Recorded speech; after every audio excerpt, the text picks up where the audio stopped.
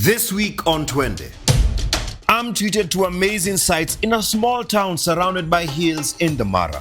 Aitong ni mto. Ni mto. Sisi ndio tumepatia hiyo jina. Tangu zamani. Kutoka zamani. I visit a mobile bomber and do something I never thought I'd do on this show. Si believe nasikia tu iko inaingia tu katikati ya vidole. I get lucky and witness the coming of a new life.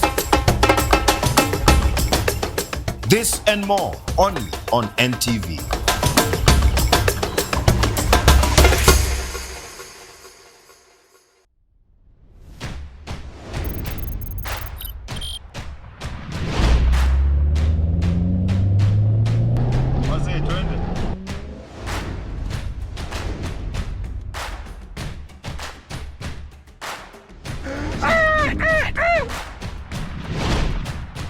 Makes its way across the river.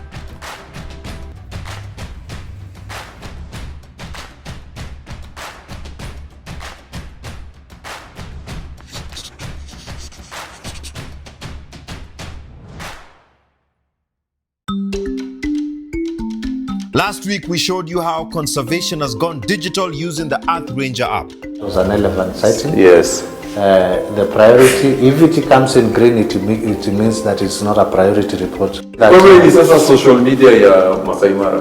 Yeah. So, obviously not, but oh wow. This week we are still in the Conservancies.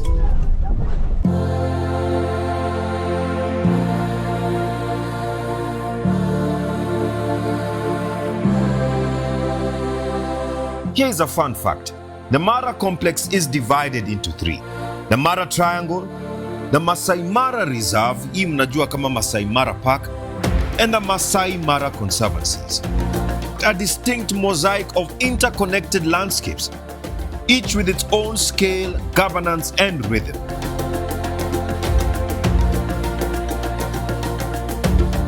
The reserve spans roughly 1,500 square kilometers and is the most iconic and open to a high volume of tourism. Here, the drama is constant.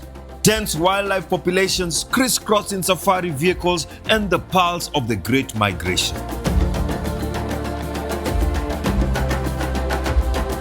To its northwest lies the quieter Mara Triangle, covering about 510 square kilometers. Though geographically part of the reserve, it is independently managed by the non-profit Mara Conservancy, which enforces stricter controls, fewer vehicles, tighter conservation rules, and a more intimate wilderness experience.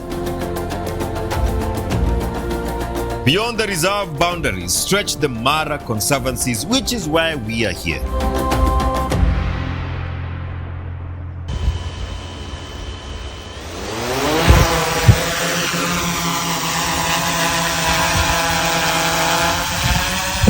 Tucked in between these privately owned conservancies is a small town that is slowly changing and becoming the lifeline of tourism in these parts of Mara.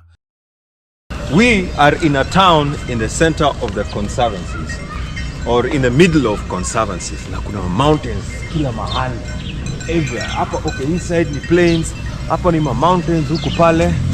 The name of this place is Aitong. In fact, you should find out mbona inaitwa Aitong. Habari yako? Salama. Tuanze na jina. Mimi naitwa Amos Nkoitoi. Amos Nkoitoi. Nkoitoi. Yes. So hii hapa inaitwa Aitong, sio?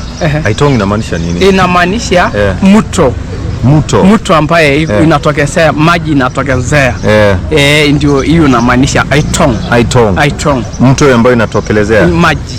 Maji inatokelezea. Na hiyo maji iko wapi? Hapa kwa hii mto. Kwa mto? Yes. Mto iko mbali? Sio mbali sana. Lakini si ati mahali unaweza tembea tu kwa madakika. Naweza tembea lakini mimi niko na motorbike ya kupeleka sisi.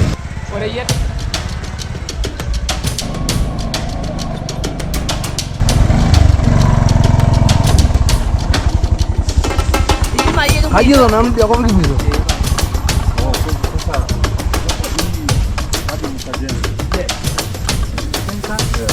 hapa.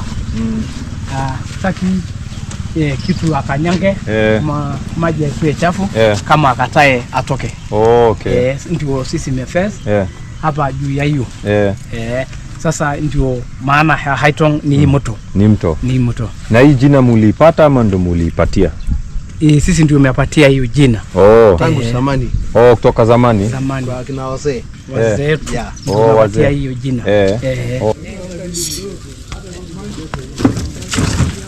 Na sasa vile mko maji mtaifanya ukulima? Wanyama na suya sisi. Wanyama wanafanya mambo ya ulima. Okay. Yes. Hiyo ndio na atafanya sisi.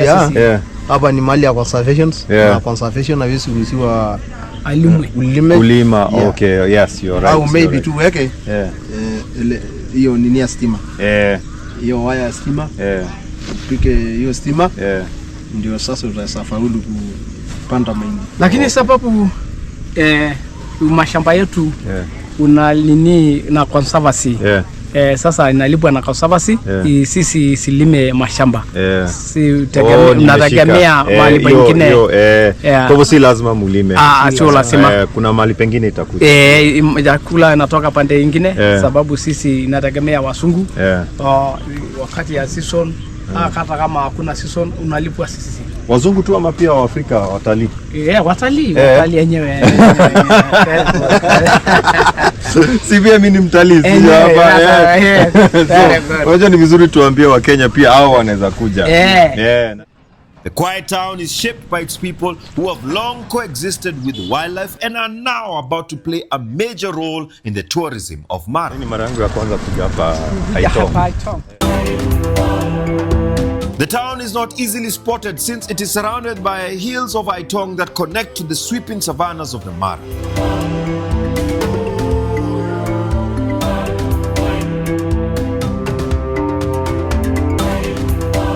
From Aitong, we use the C14 that cuts across conservancies like Mara Isinya Conservancy on the left and on Kishu Conservancy on the right. I have to mention that the biggest threat to conservation of wildlife is these fences put up by landowners because they prevent the free movement of animals across the Mara.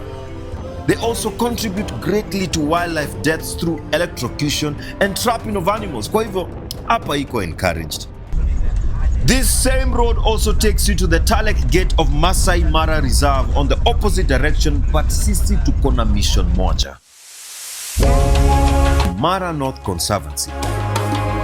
Bordering the northern edge of the Masai Mara National Reserve, the Mara North Conservancy is roughly 30,000 hectares.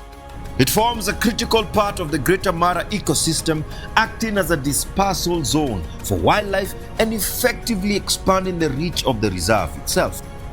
Yani, driving here feels like slipping into a quieter, more intimate version of the wild. Ni kama tumeingia VIP lounge ya Mara.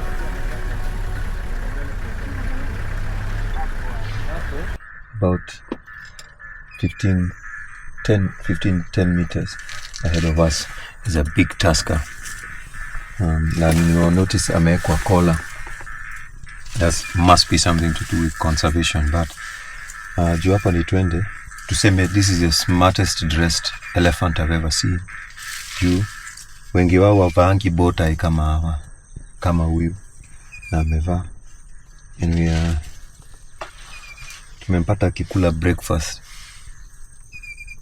very majestic, and we are in harsh tones because it's huku ni kwake na haja tupatia permission ya kuongea, so tunangoja. Tumeandika Paisley, tumeandika kwa slip na kisi nikaa amesign. Asanti. We get to the base camp and team up with the Mara North Conservancy team. Here, we also switch vehicles to the less bulky and more agile cruisers.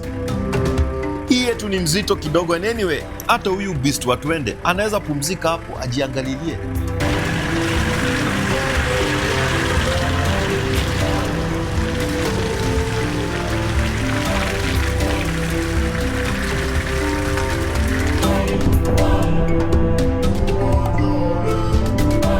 Check your horizon. 5,000 hectares sio mchezo. As we drive through, we notice that the landscape is dotted with these unique trees. Na inakaa ni kama imepigwa kati ya kinyozi. Ama wewe unaonaje? There are trees here that I've noticed, that have ni kama wamenyolewa, wameenda haircut. So swali yangu ni nyinyi mnakuja mnakata hii? Hapana. Si nyinyi mnachapa box ya chini? Hapana, it is a natural. Yeah. It's a natural trees. Yeah. Called Oleodendron buchananai. Yes. And actually they're very common here. Yeah. What do you call them in Kimasai? Osoket. Osoket. Yeah, osoket. Osoket. Yeah. Oleodendron buchananai osoket. Oleodendron buchananai. Yeah. Okay. You know. I think osoket. And those fruits are they edible? No, it's not edible. But giraffes can eat. Okay. And I think also baboons can eat. Yeah. Yeah.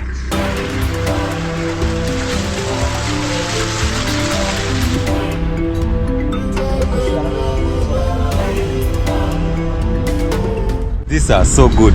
Yeah. Yeah. Brand new. Brand new. Hapa you'll need some assistance if you are to spot any wildlife. Sasa na need hii. You need one, eh? I need one. Yeah. It's good for adventure. I need one.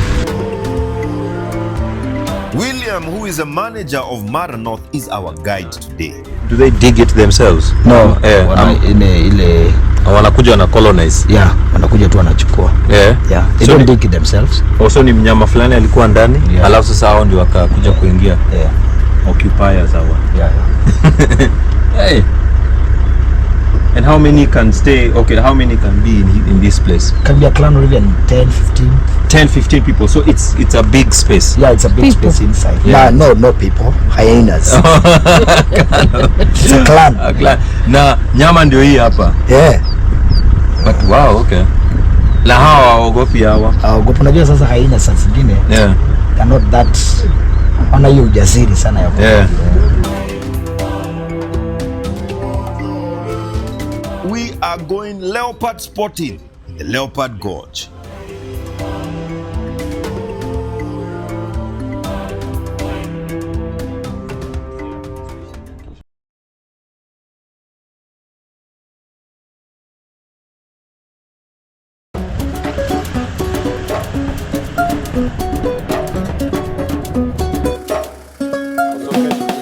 The Mara North Conservancy, like many others at this time of the year, is enjoying an abundance of animals. Now we are entering. Oh, now we are entering the gorge. Let me show you. Hebu let me show. Entering. Hey, ndio hiyo sasa. Tunaingia sasa. This tree marks the entrance to the gorge. We are informed leopards wanapenda miti kama hii. We are looking up at this tree. What is this tree? It's a fig tree. It's a fig tree. We're looking up at this fig tree. It is green, and then there are birds that are green as well. And we're trying to capture them with the camera. You can see it with the eye, lakini ukienda kufocus na camera hauipati. Leopards are expert hunters and can easily climb up trees with their keel. Ni kama vile ukitoka shopping ya nyama alafu upande gorofa. Only this time it's an impressive display of strength and agility. The leopard shares its territory with this Spider-Man lizard.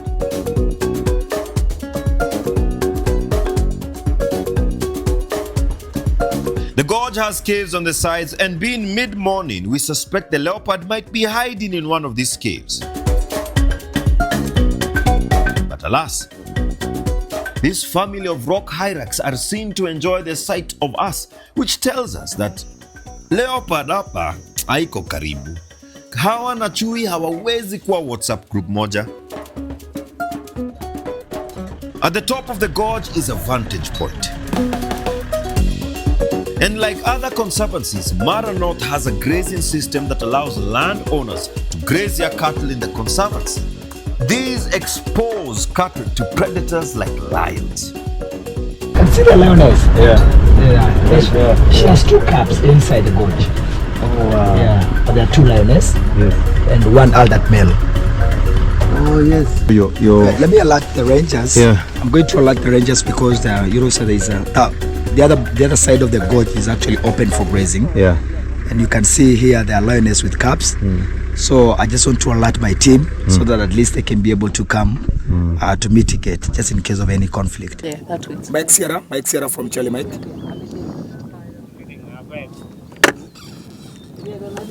Kuna hawa masimba ya Acacia wako hapo kwa gorge. Na hiyo kundi ya ng'ombe ya Zulu 1 ni kama wanaelekea pande hiyo. So sio kama unaweza conduct hiyo team ya Karen Blix nikuje hapo karibu. We quickly learn that these two female lions are all lions, and this reduces their hunting success. So they tend to prey on the cattle that is easier to hunt. What is it that they are seeing there? There's a cheetah. Yeah. So there's a cheetah sighting there. Yeah. So can we get closer? We can't get closer Yeah. because according to the Conservancy Code of Conduct, the Drive Code of Conduct, we only allow 5 vehicles for sighting. 1, 2, 3, 4, 5. Yeah, Okay. there are 3 here, Yeah. the other 2 there. There. Yeah. So and how long will they stay there? At the... Between 10 Yeah. to 15 minutes. Okay. Yeah. Hapa you have to wait your turn. Nakumbuka mnyama hakungojei. In the wild. It's finally our turn and we approach slowly. So even the approach is slow and steady. I've noticed. Yeah. I've never seen a cheetah live in the wild before. I've only seen a cheetah kwa orphanage ama kwa nature walk. And today we thought we were going to see one with a cub, but huyu nimeambiwa si ule na cub. Huyu ati anaitwa aje? I think this is Milele. Okay, we think this is Milele. Yeah. Na ndio huyo hapo. It's one of the cheetahs within the Conservancy. Yes. It's an adult male. Okay. Yeah, it's there were 2, but I think one died of natural death. Yeah. Now we are remaining with this male here. He frequent Mara North and Leme Conservancies. Yeah. We were not able to see the leopard, but seeing this cheetah more than made up for it.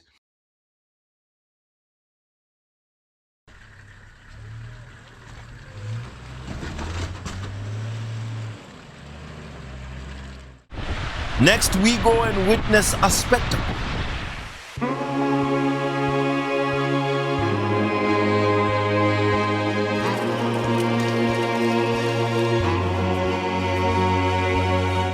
Thousand herds of cattle.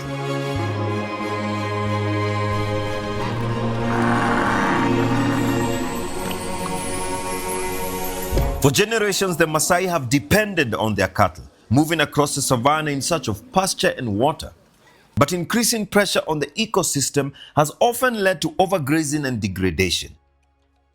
However, today, grazing is no longer random. It is planned, controlled, and deliberate. On getting there, we realized we are not prepared for what we are about to film. Tukajipata na kizungumkuti. We hadn't carried gumboots or, as they call it, appropriate footwear. But surely, twende itasimama juu tumekosa gumboots. Hakuna, twende tukieda. Check toa. Toa Shadi toa. Na kiatu ikasink. Unajuaje? Bedhi amejaribu na hapa. Nilikuwa nimeenda. Oh, eh. Toa. So, hali si hali. Unajuaje? Hali si hali. Sine kutoa. Hebu angalia jina cha hapa. Nataka kusile na lukwa ng'ombe. Let us try. Kila mtu mguu chuma. Hey. Then habilive tunatoa viatu. Hata mimi si believe. Kwanza nikwambie. Si believe nasikia tu iko inaingia tu katikati ya vidole. Sasa najua kwa nini crows huwika hivyo. Juu hawananga viatu wanasemaga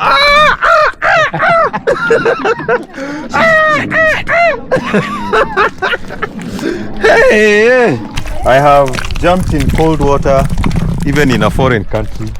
I've eaten worms. I've done fishing. I've gone hiking in the fog, in the mist. Never did I ever think that I'd be walking in manure.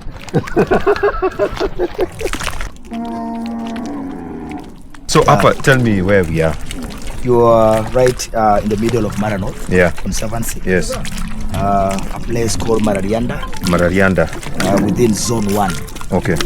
In Mara North. Yeah. Inside a mobile bomber. Okay. Whereby we host 10,000 herds of community cattle within here. Oh wow! For the rotational grazing plan. Yeah. Yeah. Tell me more about this rotational grazing plan. Our rotational grazing plan is actually we put all the livestock together, all the cattle together, for effective management of our grazing. Yeah.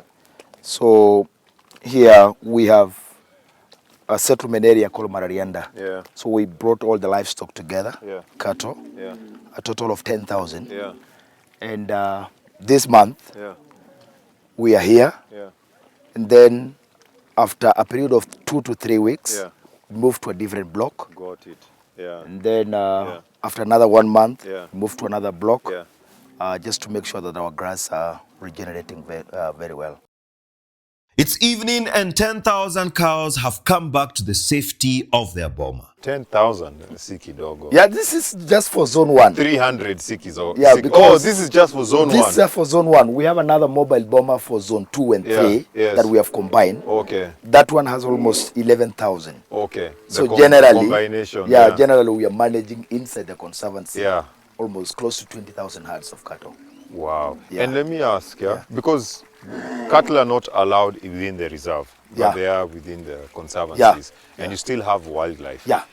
What is the relation between the domestic animals and the wildlife? What have you observed?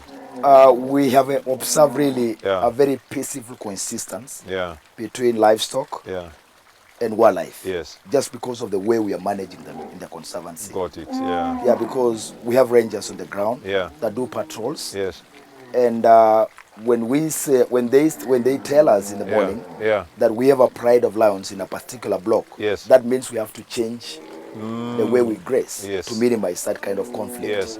Yeah. So you have to, the information has to be flowing, because you have to act on it almost immediately. Kabisa. The cattle bear the marks of each family. Utajuaje ng'ombe yako hapo? Oh, kuna brand. Kuna brand. Hapo kwa hii anoche. Oh, okay. Najua tu na hii ni boma fulani. Na hapo kwa mguu. Kwa mwingine wanaweka majina. Unajua vijana wa siku hizi wanaweka namba yao ya KK11. Okay. Labda 11 is the end of the ID hapo.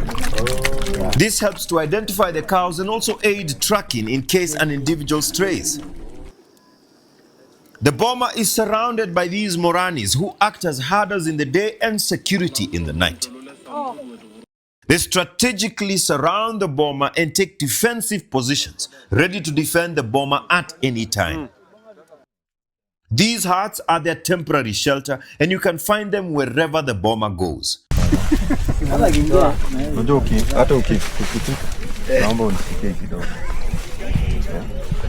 Kuna wardrobe.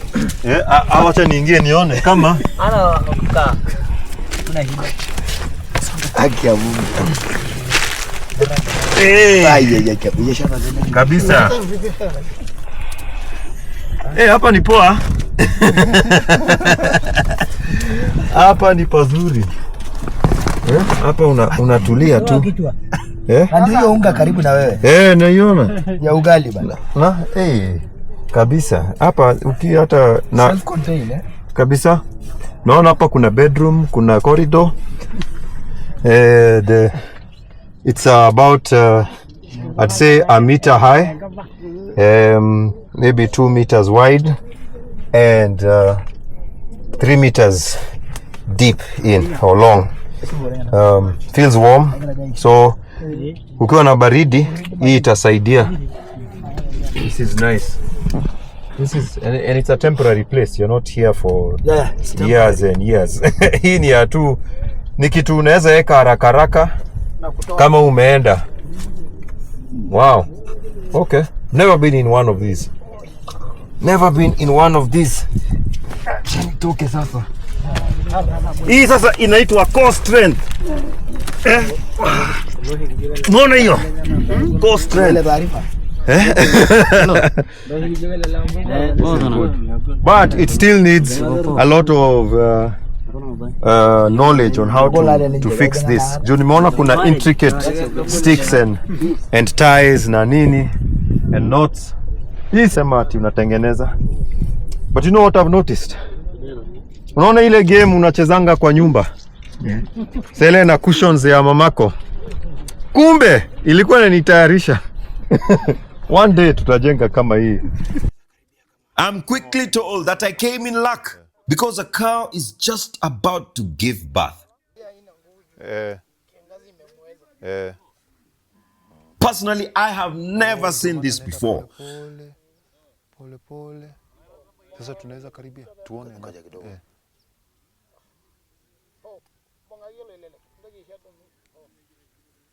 Tanangai.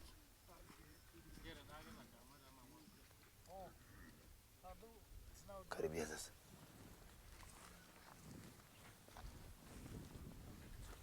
Tanangai. Haya.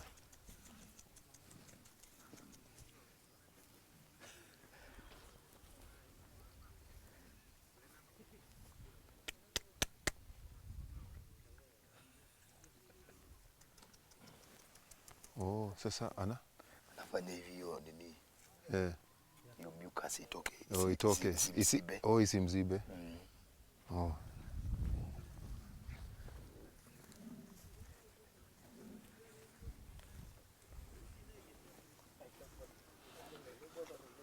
Sawa, iko sawa.